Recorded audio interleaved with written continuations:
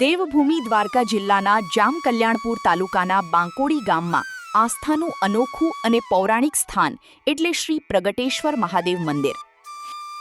નમસ્કાર દર્શક મિત્રો, વન ગુજરાત ડિજિટલ મીડિયાના માધ્યમમાં આપનું સ્વાગત કરવામાં આવે છે. દર્શક મિત્રો, હાલ પવિત્ર શ્રાવણ માસ ચાલી રહ્યો છે, ત્યારે વન ગુજરાત ડિજિટલ મીડિયાના માધ્યમથી આપણે પ્રાચીન અને પૌરાણિક જે શિવ મંદિરો છે તેમને આપણે દર્શન કરાવતા હોઈએ છીએ. ત્યારે આજે વન ગુજરાતની ટીમ પહોંચી છે દેવભૂમિ દ્વારકા જિલ્લાના જામકલ્યાણપુર તાલુકાના બાકોડી ગામે. એમ કહેવાય છે કે અહીં વર્ષો પહેલાં ખોદકામ દરમિયાન એક શિવલિંગ જે મળી આવ્યું હતું, તે શિવલિંગનું અહીં સ્થાપન અને પૂજન કરવામાં આવ્યું છે અને અહીં આ મહાદેવનું નામ છે તે પ્રગટેશ્વર મહાદેવ રાખવામાં આવ્યું છે. ત્યારે આ મંદિરનો શું ઇતિહાસ છે આપણે જાણીશું. દેવભૂમિ દ્વારકા જિલ્લાના જામકલ્યાણપુર તાલુકાના બાંકોડી ગામમાં આસ્થાનું અનોખું અને પૌરાણિક સ્થાન એટલે શ્રી પ્રગટેશ્વર મહાદેવ મંદિર.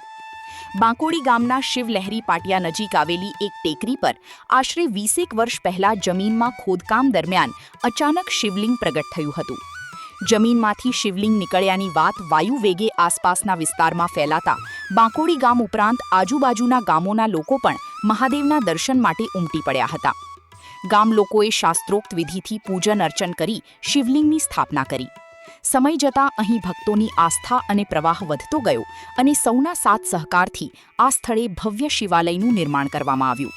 ત્યારબાદ મંદિરની પ્રાણ પ્રતિષ્ઠા પણ યોજાઈ હતી. મંદિર પરિસરમાં શ્રી રાધે કૃષ્ણનું મંદિર તેમજ પૂજ્ય સંત શ્રી બાવલિયા બાપુની મૂર્તિ પણ સ્થાપિત કરવામાં આવી છે. મંદિર પરિસરમાં વિશાળ ચોગાન, ઘટાદાર વૃક્ષો અને બિલ્વપત્રના વૃક્ષો સાથે ભક્તો માટે સુંદર વાતાવરણ જોવા મળે છે. અહીં હોમ હવન માટેની પણ વ્યવસ્થા કરવામાં આવી છે. ખાસ કરીને પવિત્ર શ્રાવણ માસ દરમિયાન શ્રી પ્રગટેશ્વર મહાદેવના દર્શન અને પૂજન માટે ભક્તોની મોટી ભીડ જોવા મળી છે. ભક્તો શ્રદ્ધાપૂર્વક મહાદેવનું પૂજન અર્ચન અને અભિષેક કરે છે. શ્રી પ્રગટેશ્વર મહાદેવની નિયમિત પૂજા અર્ચનાની સેવા નભુપરી ગોસ્વામી દ્વારા કરવામાં આવી છે. આમ જમીનમાંથી પ્રગટ થયેલા મહાદેવની આસ્થા સાથે જોડાયેલું બાંકોડીનું શ્રી પ્રગટેશ્વર મહાદેવ મંદિર આજે ભક્તો માટે શ્રદ્ધા, આસ્થા અને આધ્યાત્મિકતાનું પવિત્ર ધામ બની રહ્યું છે. જ્યારે ખાસ આ મંદિરનું જે સેવા પૂજા કરતા પૂજારી આપણી સાથે છે. બાપુ, ખાસ કરીને વન ગુજરાત ડિજિટલ મીડિયાના પ્લેટફોર્મમાં આપનું સ્વાગત કરવામાં આવે છે.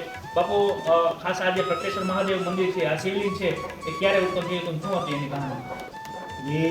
એ પ્રગટ થયા અને 20 વર્ષ થયા ત્યારે હું આવ્યો. એ પછી આ બધું ધીમે આવ્યું અને જે ગામે મળી અને સમૂહ ગામે મળી અને મંદિર બનાવ્યું. એ પછી પ્રોગ્રામ થયા.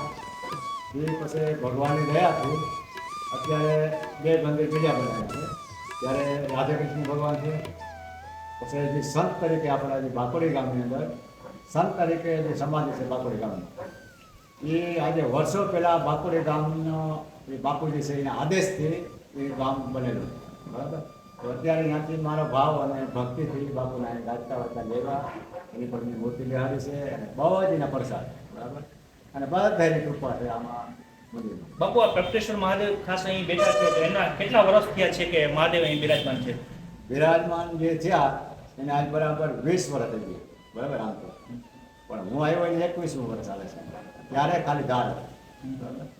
એટલે ભગવાનને પછી પ્રાર્થના કરતો અને સ્વયં ભગવાન આ છે એમ. આ ભગવાન સ્વયં છે. આ હવન માથે બધું ક્લિયર થાય એવી દયા છે ભગવાન. શું કહેશો, આ મંદિર અવળું બધું નિર્માણ બન્યું છે, શું કહેશો એને લઈ? એમાં તો શું છે, ભગવાનની બધી મરજી હોય અને બધી સાથ સહકાર મળ્યો. હું તો એક સાધારણ માણસ છું કે મારા પાસે કોઈ કાગળ નથી, પણ પૂનમબેન છે, પવનભાઈ છે, રવિભાઈ આપણે ધંધોરિયા છે, એ બધા એને મોટા મોટાનો સાથ સહકાર મળ્યો. ગામનો આજુબાજુના ગામના બધા અને હજી હાલમાં પણ એ બધા સાથ સહકાર આપે. એમ કહેવાય છે કે પ્રગટેશ્વર મહાદેવ એમ કહેવાય 20 વર્ષ પહેલાં અહીં જે ખોદકામ ચાલી રહ્યું હતું, એ ખોદકામ દરમિયાન જે શિવલિંગ છે એ જમીનમાંથી નીકળ્યું હતું. ત્યારે ગામ લોકો તેમજ આજુબાજુના ગામના જે ભક્તજનો એમ કહેવાય છે કે વાજતે ગાજતે મહાદેવનું અહીં સ્થાપન કર્યું હતું, પૂજન કર્યું હતું અને ખાસ કરી અને અહીંથી પ્રગટ થયા એટલે એમનું નામ કહેવાય છે કે દેવાધિદેવ મહાદેવ એટલે કે પ્રગટેશ્વર મહાદેવ નામ રાખવામાં આવ્યું છે. તેમજ અહીં આ મંદિરનું જે સ્થાપન કર્યું ત્યારબાદ જે બધા લોકોનું એમ કહેવાય છે કે બધાના સાથ સહકારથી અહીં એક ભવ્ય શિવાલયનું જે નિર્માણ થયું છે. ત્યારે એમ કહેવાય છે કે બાજુની મંદિરની પાસે, મંદિર પરિસરની બાજુમાં જ રાધે કૃષ્ણનું પણ મંદિર છે તે, અને એમની બાજુમાં બાવલિયા બાપુ એટલે કે સુખરામપુરી બાપુ. એમ કહેવાય છે કે બાકોડી ગામની જ્યારે સ્થાપના થઈ એ વખત સુખરામપુરી બાપુએ ખાસ જે એમ કહેવાય છે કે ગામનો જે તોરણ બાંધ્યું હતું સુખરામપુરી બાપુએ, અને બાવલિયા બાપુ એમને કહેવાય છે. બાવલિયા બાપુના એમ કહેવાય છે કે ખર્ચા પણ અપરંપાર છે, કારણ કે બાવલિયા બાપુએ બાકોડી ગામની અંદર એક જે જડેશ્વર મહાદેવનું મંદિર છે તેમની બાજુમાં એમને જીવતા સમાધિ લીધી એમ કહેવાય છે, અને તેમને સમાધિ લીધી અને એમને પહેલો પરચો તે જુનાગઢ બાકોડી ગામના જે વડીલો હતા જુનાગઢ એમ કહેવાય છે કે મેળામાં ગયા હતા એ ટાઈમમાં તેમને બાવલિયા બાપુએ અહીંયા સમાધિ લીધી અને ત્યારે તેમને ત્યાં પરચો આપ્યો હતો.